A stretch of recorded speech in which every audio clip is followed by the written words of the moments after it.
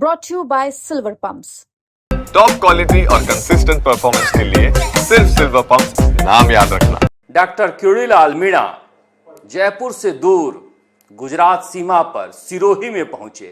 मैं अक्सर कहता हूं कि यह शख्स कितना भागता है, कितना दौड़ता है।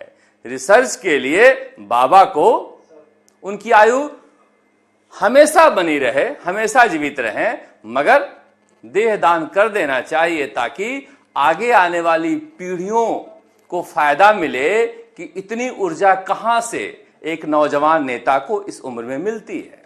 सिरोही पहुंचे आज बायोडीजल को लेकर।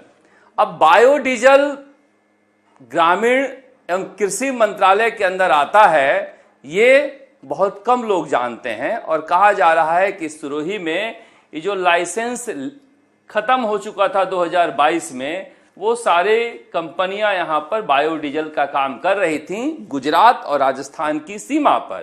तो नकली खाद, सब स्टैंडर्ड बीज, नकली कीटनाशक के बाद अब बायोडीजल पर क्यूरीलाल मीणा का छापा पड़ रहा है। वैसे क्यूरीलाल मीणा छापा तो मार रहे हैं, मगर क्या आपने सरकार के किसी भी मंत्री के मुंह से सुना है कि डॉक्टर क्यूरीलाल मीणा अच्छा काम कर रहे हैं? मुख्यमंत्री से शायद इनकी मीटिंग भी नहीं हुई।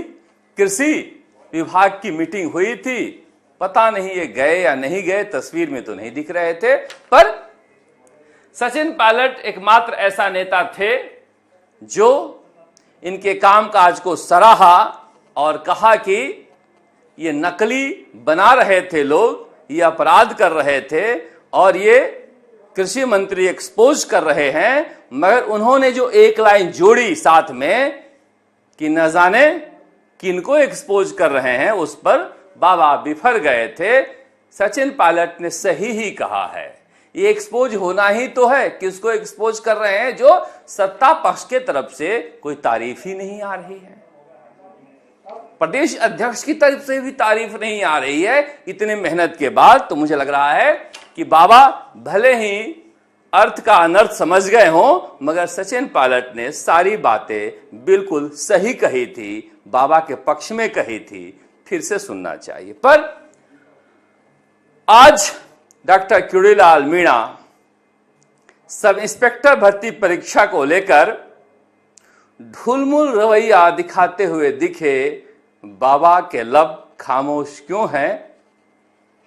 यह भी एक पहेली है।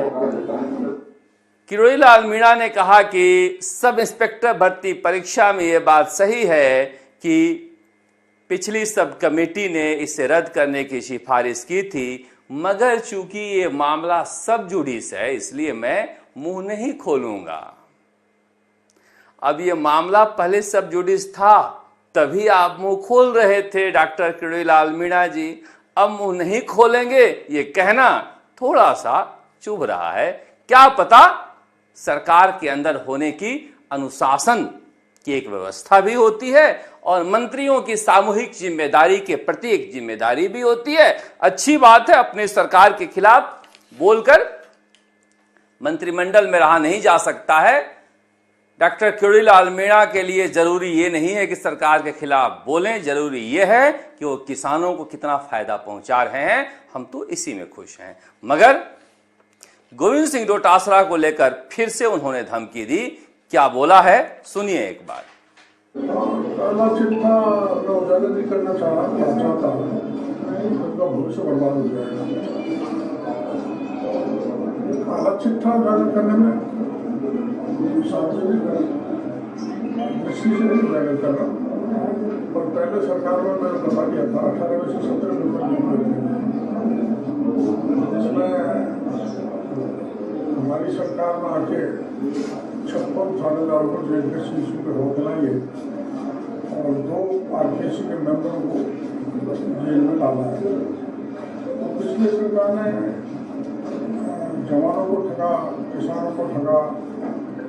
किसानों का आज देख के जो मैं जा रहा हूँ, और बीज ही नकली है, खाद ही नकली है, पेस्टिसाइड नहीं है, किसान की खेती बर्बाद हो रही है, किसान का खेत बंजर बन रहा है, आर्थिक दृष्टि से कमजोर हो रहा है। ये सब पिछले राज्य का है। डोटासरा जी के बारे में पूछा है तो मैंने ऐसे दे दिया, पता लग गया।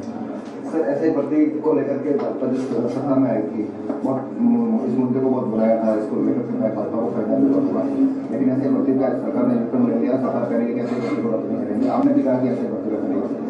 मैंने तो असल में सरकार ने सब कैबिनेट सब कमेटी बनाई, उसमें एक रिपोर्ट दी, क्योंकि ऐसे विवादास्पद मामलों में सरकार आमतौर पर कैबिनेट सब कमेटी बनाती है। उसने ये माना कि रद्द किया जाना ठीक नहीं, कोर्ट में पेश कर दिया मामला, कोर्ट में बोलना चाहता नहीं चाहता तो मामला भी समझ गया। बोलना नहीं चाहता क्योंकि मामला सब जुडिस है।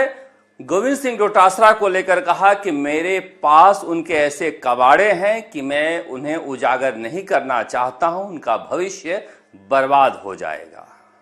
उनके कुछ मामले हमने एसओजी को दिए हैं, आने वाले दिनों में आप उसे देखोगे। ये बड़ा हमला है गोविंद सिंह डोटासरा पर। उधर गोविंद सिंह डोटासरा ने भी डॉक्टर किरोड़ीलाल मीणा पर हमला किया और कहा कि कह रहे थे कि 400 फर्जी हैं, 400 फर्जी हैं। अब उनकी सरकार कह रही है कि 56 ही हैं, तो अब क्या बोलेंगे? क्या इस्तीफा देंगे? क्या गलत बयानी की थी इसके लिए माफी मांगेंगे? वो लगातार डॉक्टर किरोड़ीलाल मीणा को इस मसले पर घेर रहे हैं। हालांकि उन्होंने कहा कि रीट परीक्षा के प्रश्न पत्र लीक हुए थे तो हमने तुरंत सभी लोगों को गिरफ्तार किया था और परीक्षा रद्द कर दिया था। ये झूठ है। सुरेश ढाका रीट परीक्षा का मास्टरमाइंड अब तक फरार है। ये भी झूठ है कि हमने परीक्षा तुरंत रद्द कर दी थी। हमें बहुत संघर्ष करना पड़ा था, हमें याद है।